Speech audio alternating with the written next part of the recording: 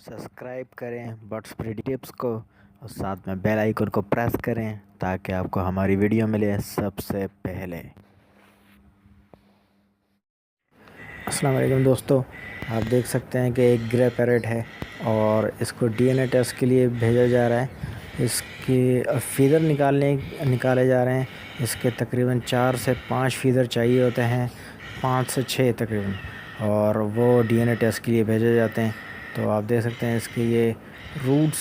की जो शोल्डर की तरफ से जो है ये 4-5 फीदर इसके खींचे जा रहे हैं और ये फीदर जो हैं डीएनए टेस्ट के लिए भेजे जाएंगे।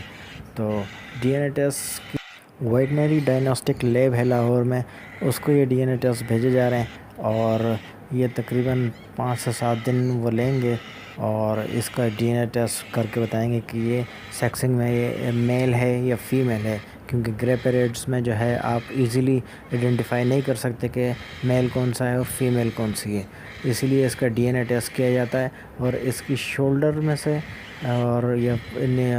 अंडर जो शोल्डर होता है उसमें से फीदर में से ये जो है फीदर खींचे जाते हैं और इसमें हल्का फुल्का सा ब्लड जो है वो लगाया जाता है और इनको फ़ौरन जो है किसी थैली में सेव किया जाता है ताकि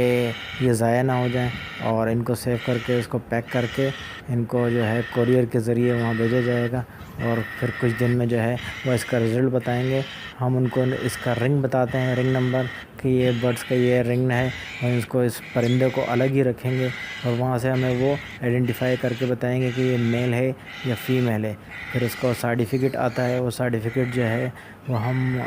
रखते हैं और जब परिंदा सेल करना होता है तो उसके साथ ये सर्टिफिकेट भी दिया जाता है कि ये मेल है और या फीमेल है।